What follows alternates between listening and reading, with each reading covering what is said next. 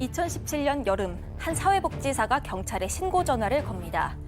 한 아주머니가 요즘 좀처럼 보이질 않는다 이런 내용. 경찰이 주변을 수소문해보니 모란시장이 열리는 날이면 꼭 그곳에서 사람들을 만났다고 합니다.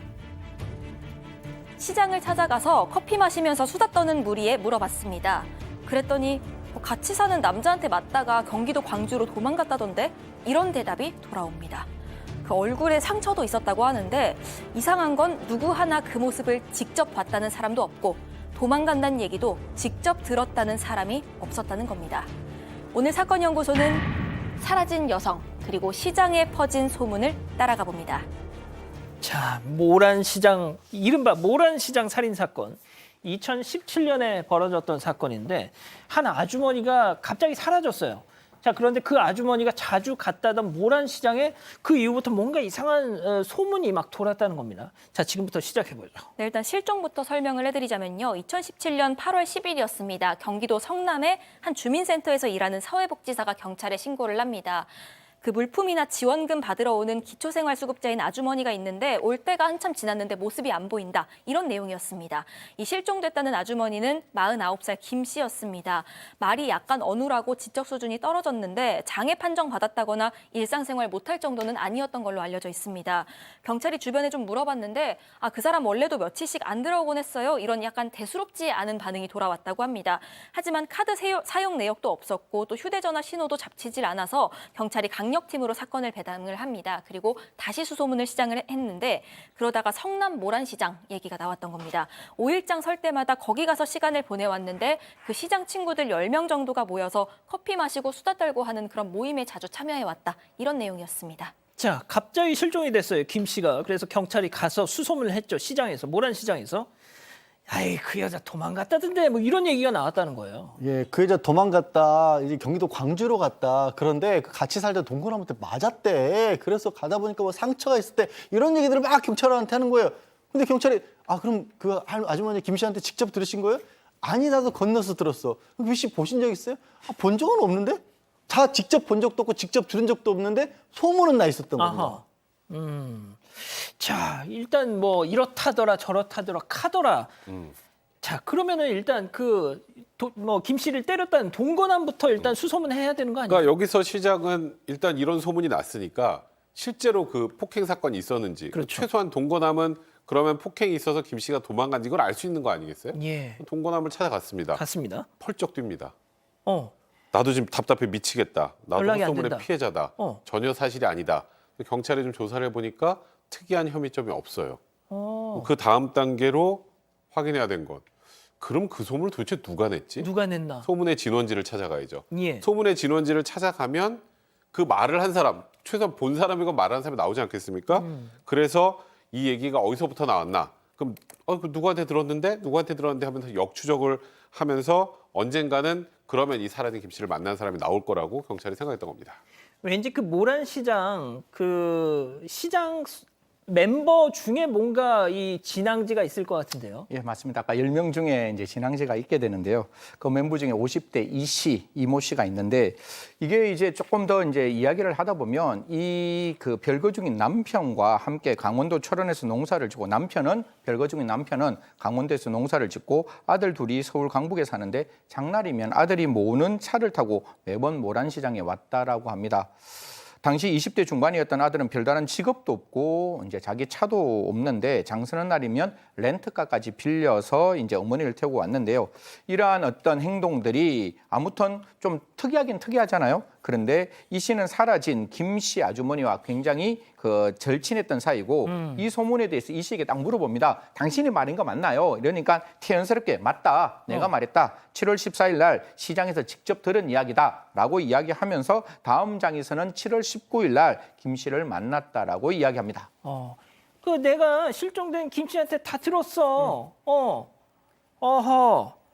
자, 그러면 일단 이 씨 말대로 그 동거남, 폭행하는 그 동거남을 피해서 도망을 가서 잠적한 게 맞는 거예요? 그런데 또 이 말을 고지고대로 믿기에는 이상한 점이 굉장히 많습니다. 일단 김 씨 아주머니의 휴대전화가 7월 14일에 마지막 신호가 잡혔습니다. 그게 남양주였는데요. 예. 그리고 이 7월 14일, 19일 두 날 김 씨 아주머니 시장에서 봤다는 사람이 오직 이 씨밖에 없습니다. 이 부분도 좀 이상하죠. 어허. 그래서 경찰도 수상하다고 여겨서요. 7월 14일에도 이 씨 아들이 빌려서 모자가 타고 온 렌터카가 있었을 테니까 그 렌터카의 행적을 추적을 하기 시작을 합니다. 그랬더니 서울에 있는 집에서 출발을 해서 성남에 있는 모란시장을 방문하고 잠시 머물다가 2시간 걸려서 강원도 철원으로 갑니다. 그런데 이 철원 하면 생각나는 앞서 언급된 인물이 있었습니다. 그 남편이 농사 지으면서 철원에서 산다 그랬던 네, 것 같은데. 맞습니다. 그래서 별거 중인 남편을 만나러 갔나 싶은 생각이 들기도 했고 실제로 그럴 수도 있지만요. 뭔가 꺼름칙했습니다. 그런데 경찰이 여기에서 굉장히 중요한 어떤 촉이 온 것 같습니다. 자, 지금부터 저희가 패널로 좀 그 상황을 설명드릴 텐데요. 좀 잡아주시죠. 네, 일단 이 지도인데요. 제가 지도를 준비를 해봤습니다. 모란시장 있는 성남이 여기 있습니다. 그리고 2시간 걸려서 달려갔다는 철원은 이 위치에 있습니다. 쭉 이어보면요. 그 중간에 김 씨의 마지막 휴대전화 신호가 잡혔던 이 남양주가 위치해 있습니다. 아하, 그 생존 반응이 마지막 있었던 그 남양주가 그 동선 한가운데 딱 그렇죠. 있다. 자, 그렇다면 이 김 씨, 그 이 씨가 가는 도중에 뭔가 같이 있었다는 거 아니에요, 그럼? 그러니까 그렇게 경찰이 충분히 의심을 할 수 있었죠. 그래서 이 씨 아들을 부릅니다. 맨 먼저. 그래서 아들한테 그 철원에 있는 아버지 만나러 언제 갔어? 이렇게 묻습니다. 근데 딱 7월 14일만 빼고 얘기를 하는 거예요. 아, 근데 지금 렌터카 기록이 있잖아요. 예. 경찰은 분명히 이걸 들이밀면서 물어볼 수 있었는데 일단 더 묻지 않고 빠르게 압수수색 영장부터 발급했습니다. 왜냐하면 이 남편이 혼자 살고 있다는 철원 집을 수색을 해야 되기 때문이었죠. 그래서 압수수색 영장을 받아서 남편 혼자 사는 철원 집으로 경찰들이 갑니다.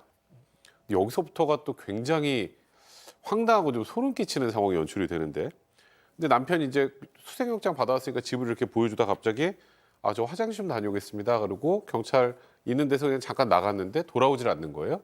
그래서 경찰이 찾다가 급히 일대를 뒤졌는데 옆에 있던 헛간에서 목을 메고 극단적인 선택을 하게 됩니다. 아니 이게 무슨 상황이에요 지금? 절대 있어서는 안 될 일이죠. 경찰이 강제 수사를 하고 있는 와중에 의심을 받고 있는 사람이 참여했던 사람이 극단적 선택을 했다. 그걸 방치했다.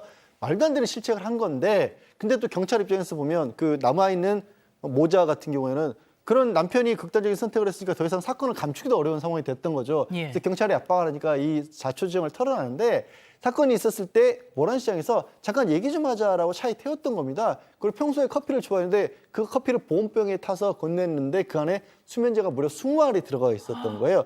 마시면 잠이 들 수밖에 없었죠. 예. 잠이 아니라 사실은 거의 기절했다고 봐야 될 텐데, 그렇게 차에 태운 채로 이동을 하다가 남양주에서 김 씨의 휴대전화를 껐고요. 철원까지 도착을 해서 남편과 함께 이 세 명이, 남편, 모자 이 세 명이서 김 씨를 땅에 묻었던 겁니다. 아니 잠깐만요. 수면제를 먹였으면 일단 뭐 사망하진 않았을 텐데 이제 뭐 잠에 의식을 잃고 쓰러진 그 김 씨를 갖다가 저기다 지금 화면에 나오는 저곳에다 묻었다, 생매장을 했다고요? 뭐 사실 뭐 이 부분에 대해서 지금 식사하시는 딱 그런 시간이 좀 죄송스러운데 제가 말씀을 드리면 그 시신은 약 900m 떨어져 있던 남편 소유의 농장에서 발견이 되었습니다. 방금 우리 앵커가 이야기했다시피 살아 있을 때 묻혔는 경우와 죽고 난 다음에 묻혔는 경우는 다르겠죠.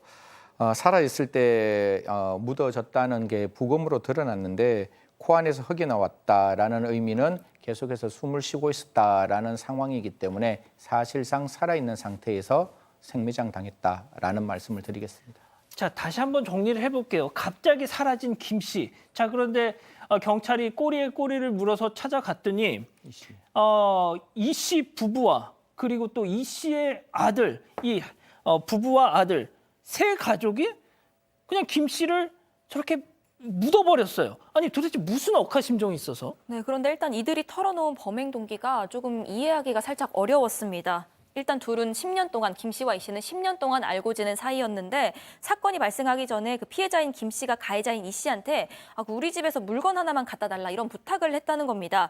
그래서 이 씨가 물건을 챙겨다 줬는데 그 과정에서 김 씨 동거남이 있었잖아요. 그 동거남이 왜 물건 가져가냐면서 이 씨를 절도범으로 경찰에 신고를 했다는 거죠.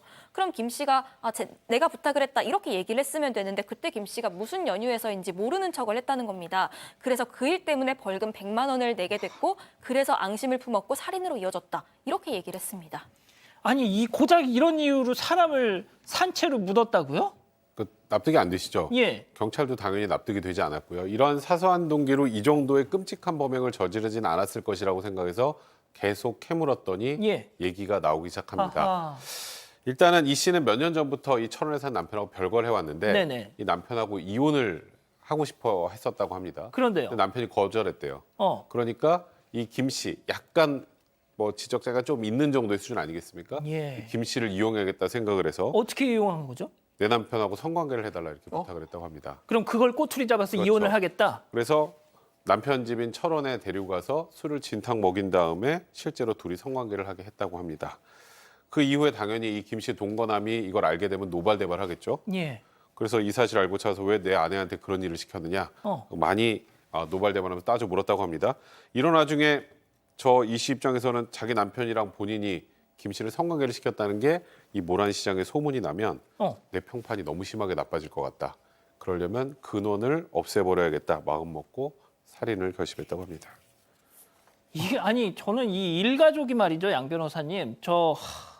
이 씨 부부 그리고 또 그걸 뭐 부모가 시킨다고 하는 아들이나 근데 정상이 하나도 없어요. 아마 이제 범죄 프로파일링을 하시는 분들은 이 사건을 굉장히 깊이 연구를 하셨을 것 같아요. 그럴 수밖에 없는 게 이 씨 같은 경우에도 사실 이제 김 씨에서 조종당하셨다시피 친한 사이긴 했지만 주로 뭐 잔심부름하고 커피도 하고 시키는 대로 하는 언니 동생 사이라고 하면서도 조종당하는 그런 관계였고요.